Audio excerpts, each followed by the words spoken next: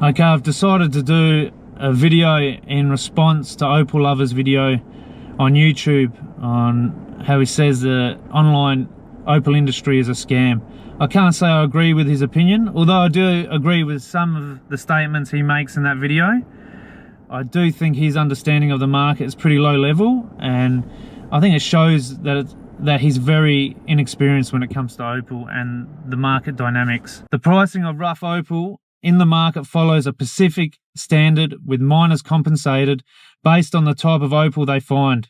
For instance, potch opal typically sells for $2 to $10 per ounce, while gem grade material can fetch prices of $50,000 or more per ounce. Mining by hand is undeniably challenging. However, companies have transitioned to machine mining, significantly increasing their opal production. The video in question highlights a lack of understanding about the industry and the dynamics of the opal market. This is my perspective on the current online landscaping surrounding opal trading. The price of opal can vary significantly based on type, quality, and market demand. Sellers need to stay informed about current trends to price their pieces competitively. We're going to touch on supply and demand. The prices are either going to be up and down according to what supply conditions are doing. Obviously, at the moment, demand is very high, supply is limited, so naturally prices are going to be higher. If there were more miners on the opal fields, like there were years gone by, like in the 60s, 70s and 80s, the price of opal would plummet. So demand is outweighing supply at the moment, so prices are higher. It makes sense.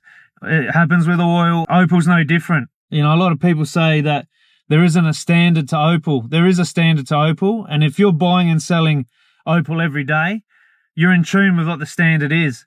And also, if you're a miner producing large amounts of opal, you're also in tune to what the standard is too.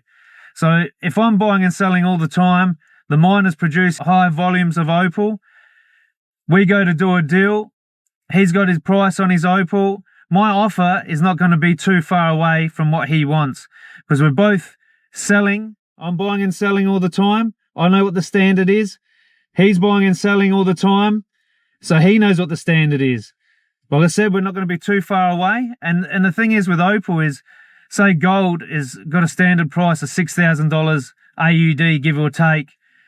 The thing with opal is you can't say, oh, opal's worth $10,000 per ounce across the board. First of all, because there's so many different types of opal. And then within those types of opal, there's so many different grades. Knowledge gaps. This is a huge one, I think. Many resellers lack a deep understanding of